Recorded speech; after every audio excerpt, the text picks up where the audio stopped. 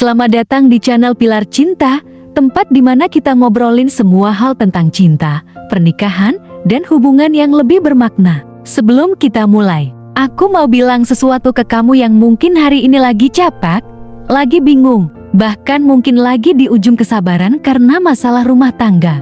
Pernikahan itu bukan tentang mencari pasangan yang sempurna, tapi tentang dua orang yang sama-sama mau bertumbuh dan berjuang, walaupun sering beda pandangan. Jadi kalau kamu sering bertengkar sama pasanganmu, jangan langsung merasa gagal. Bisa jadi itu tanda kalau kalian sebenarnya masih peduli. Tapi pertanyaannya, kenapa sih kok bisa sering banget ribut? Nah, di video ini aku bakal bongkar akar masalah yang sering jadi pemicu pertengkaran dalam rumah tangga, dan yang lebih penting, bagaimana cara memahami dan mengatasinya. Yuk, kita mulai. Pertengkaran bukan karena masalah, tapi karena cara kita menyampaikan. Kamu pernah nggak merasa kesal banget sama pasangan, padahal yang dipermasalahin cuma hal sepele, seperti piring yang belum dicuci, lupa beli sabun, atau salah ngertiin ucapan? Kebanyakan orang mikir pertengkaran terjadi karena masalahnya, padahal sebenarnya bukan. Masalahnya bukan di cucian piringnya, tapi di cara kamu menyampaikan rasa kecewa itu. Misalnya, kamu bilang, "Kamu tuh ya, nggak pernah bantuin aku." Bandingin sama kalau kamu bilang, "Aku capek hari ini, aku butuh bantuan kamu."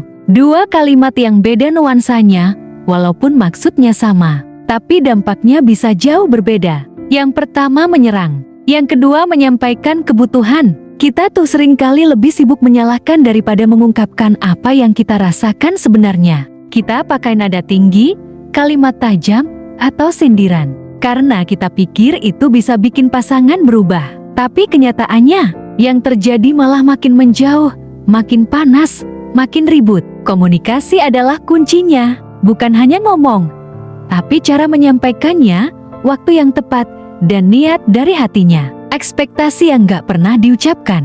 Banyak dari kita menikah dengan harapan-harapan di kepala. Kita pikir pasangan akan ngerti dengan sendirinya. Kita ngerasa, masa sih dia nggak tahu sih apa yang aku mau? Tapi kenyataannya, pasangan kamu itu bukan cenayang. Dia nggak bisa baca pikiran kamu.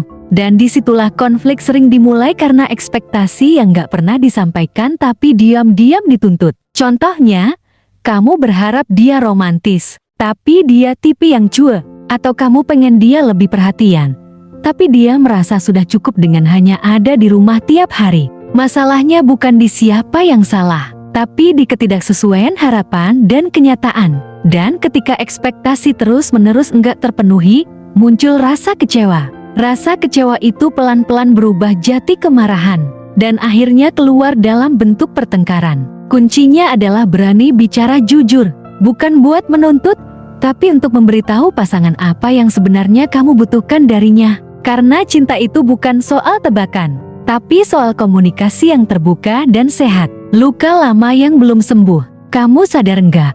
Kadang kita marah bukan karena situasi hari ini, tapi karena luka yang dulu belum sembuh. Pernah diselingkuhi, pernah dibohongi, pernah dikecewakan. Lalu kita bawa luka itu ke dalam pernikahan. Dan saat pasangan melakukan hal kecil yang mengingatkan kita pada luka lama itu, emosi kita langsung meledak. Kita jadi curigaan, kita gampang tersinggung, kita overthinking. Padahal, bisa jadi pasangan kita nggak berniat menyakiti sama sekali. Luka masa lalu yang belum diberesin itu seperti duri di hati. Sekali kena, langsung nyeri. Makanya penting banget buat kamu dan pasangan sama-sama punya kesadaran diri, dan mungkin butuh bantuan profesional kalau memang lukanya dalam. Pernikahan yang sehat butuh dua orang yang sudah berdamai dengan masa lalunya. Karena kalau enggak, kalian akan terus berantem bukan karena sekarang, tapi karena hantu masa lalu yang belum selesai. Kehilangan koneksi emosional. Di awal pernikahan, semua terasa manis. Tapi seiring waktu, rutinitas, pekerjaan, anak, tekanan hidup, membuat kita kehilangan koneksi emosional. Kita masih tinggal serumah, tapi seperti dua orang asing, ngobrol pun cuma soal tagihan, jadwal anak, atau kerjaan. Dan ketika koneksi itu putus, semua jadi terasa hambar. Dan dari hambar itu, tumbuh kejengkelan kecil, lalu ribut, Penting banget untuk tetap menjaga intimasi emosional. Luangkan waktu berdua. Ngobrol dari hati ke hati. Tanyakan, kamu lagi ngerasain apa hari ini? Atau cuma sekadar peluk tanpa alasan. Pernikahan itu bukan mesin yang berjalan otomatis, tapi taman yang perlu disiram setiap hari. Kalau kamu berhenti menyiram, jangan heran kalau akhirnya kering dan penuh duri.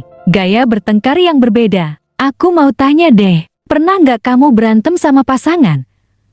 Terus kamu pengen segera menyelesaikan masalahnya, tapi dia malah milih diem, atau sebaliknya, kamu lagi pengen tenang dulu, tapi dia malah terus ngejar buat ngobrolin. Nah, itu bukan karena salah satu nggak peduli, tapi karena setiap orang punya gaya bertengkar yang beda. Ada yang tipe konfrontatif, maunya semua langsung dibahas, diselesaikan saat itu juga. Ada yang withdraw, lebih milih menjauh dulu, nenangin diri, baru ngobrol nanti. Dan kalau dua gaya ini nggak saling ngerti, yang terjadi adalah satu ngerasa diabaikan, yang satunya ngerasa ditekan. Padahal dua-duanya sama-sama ngerasa benar. Dan dua-duanya sebenarnya lagi berusaha menghadapi konflik dengan cara masing-masing. Makanya penting banget buat kamu dan pasangan saling memahami pola komunikasi saat konflik. Kalau kamu tipe yang butuh waktu, bilang dengan jujur, aku butuh waktu buat nenangin diri, tapi aku janji kita akan ngobrol nanti.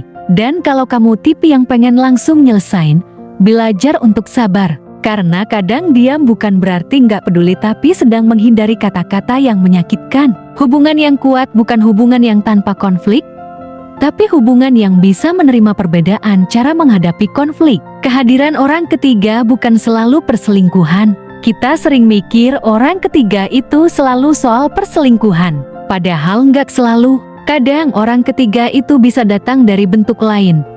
Orang tua, teman, pekerjaan, bahkan media sosial. Misalnya, saat kamu terlalu sering curhat ke teman tentang pasangan, tapi nggak pernah curhat langsung ke pasanganmu. Atau saat kamu lebih sibuk main FB daripada menyimak cerita pasanganmu sepulang kerja. Atau saat orang tua kamu ikut campur terlalu jauh dalam keputusan rumah tangga kamu, dan kamu nggak bisa tegas menempatkan batasan. Semua itu bisa jadi orang ketiga yang perlahan-lahan merenggangkan hubungan. Dalam pernikahan, yang dibutuhkan adalah rasa aman secara emosional. Pasangan kamu perlu tahu kalau dia adalah prioritas utama, bukan cadangan setelah kamu selesai dengan urusan lain. Dan untuk itu, dibutuhkan batas yang sehat, waktu yang berkualitas, dan kehadiran yang utuh. Bukan cuma fisik, tapi juga hati. Ingat, kamu menikah bukan hanya untuk tinggal serumah, tapi untuk hidup bersama sebagai satu tim. Dan tim yang kuat itu nggak akan membiarkan gangguan dari luar merusak yang sudah dibangun bersama. Jangan fokus pada siapa yang salah,